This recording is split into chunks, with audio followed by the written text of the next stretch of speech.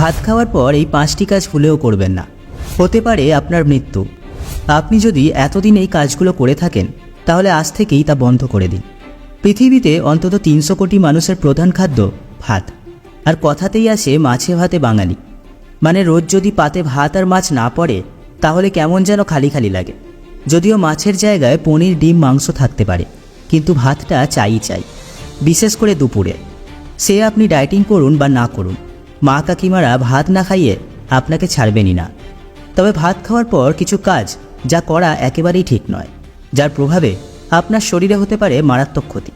চলুন জেনে নেওয়া যাক কী সেই 5টি কাজ যেগুলো ভাত খাওয়ার পর চিকিৎসকরা স্বাস্থ্য রক্ষায় অনুৎসাহিত করেন।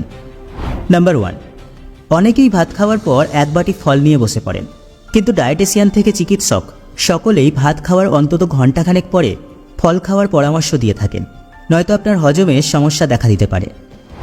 নাম্বার 2, ভাত খাওয়ার পর ধূমপান করা থেকে বিরত থাকুন।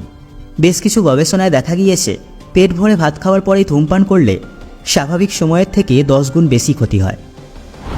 নাম্বার 3, অনেকেই আছেন যারা ভাত খাওয়ার পর স্নান করতে যান, কিন্তু মনে রাখবেন ভাত খাওয়ার পর আমাদের শরীরের মেটাবলিজম বেড়ে যায়, যা খাবার হজম করতে সহায়ক। এবার সেই সময় স্নান করলে শরীরের তাপমাত্রা হঠাৎ করে পড়ে যায়, ফলে কমে যায় মেটাবলিজমের হার। তাই এবার থেকে এই ভুল আর করবেন না। নাম্বার 4, ভাত খাওয়ার পরপরই ঘুমিয়ে পড়া খুবই খারাপ অভ্যাস। এর ফলে শরীরে মেদ জমে যায়। খাওয়ার পর অন্তত 30 থেকে 40 মিনিট বসে থাকুন, বই পড়ুন, ছাদে বা ঘরের মধ্যে হাঁটাচলা করতে পারেন। নাম্বার 5, ভাত খাওয়ার পর চা খাওয়ার বদ অভ্যাসও অনেকেরই থাকে। চায়ের ট্যানিক অ্যাসিড খাদ্যে প্রোটিনকে 100 গুণ বাড়িয়ে তোলে, তাই একটু অপেক্ষার পর চা পান করা আপনার জন্য মঙ্গলজনক।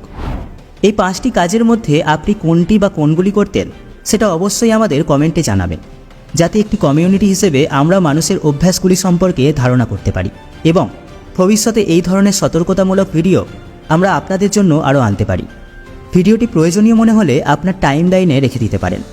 এরকমই ইনফরমেটিভ এবং মোটিভেশনাল ভিডিও পেতে আমাদের বংবাণী ফেসবুক পেজ এবং ইউটিউব চ্যানেলটি সাবস্ক্রাইব করে আমাদের পাশে থাকবেন। আপনার মূল্যবান সময় দেওয়ার জন্য অসংখ্য ধন্যবাদ।